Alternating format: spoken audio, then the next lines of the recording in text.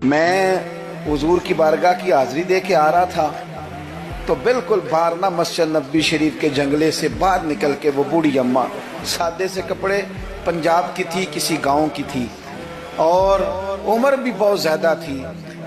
उसके सादे से जुमले वो दूर बैठ के ना, चूँकि करीब तो ख़वातीन का आना दुरुस्त है भी नहीं और वो आने भी नहीं देते, तो वहाँ बैठी थी। चले, मैंने भी बहुत सारे नातें सुनी हैं, अल्हम्दुलिल्लाह, सुनते रहेंगे जब तक ज़िंदा हैं। पर उस बूढ़ी अम्मा के ना दो जुमले, दो फिक्रे, फट गया मेरा कलेजा और कई दिन मैं रोता रहा।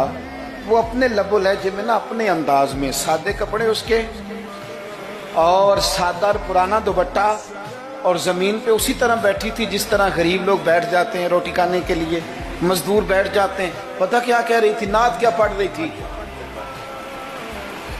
क्या उसका अंदाज था नात पढ़ने का? वो कभी देहातों में सादी औरतें जिस तरह बात करती थी, हमारी बूढ़ी माएँ इस तरह वो बात कर रही थी और इशारे करके ना मदीने के दरो दीवार की तरफ अपना मज़ा पूरा कर रही थी। कह रही थी, वेखो नहीं वेखो।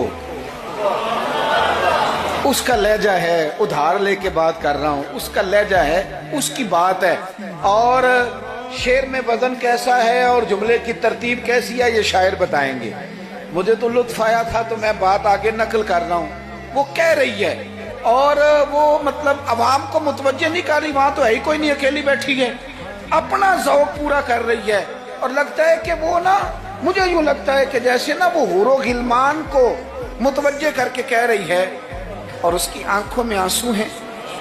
थोड़ी देर इतना रोती है कि आवाज़ बाहर आती है उसकी, फिर दोबारा बात शुरू करती है, फिर अपने पल्लू से आंसू पहुँचती। कहती क्या है?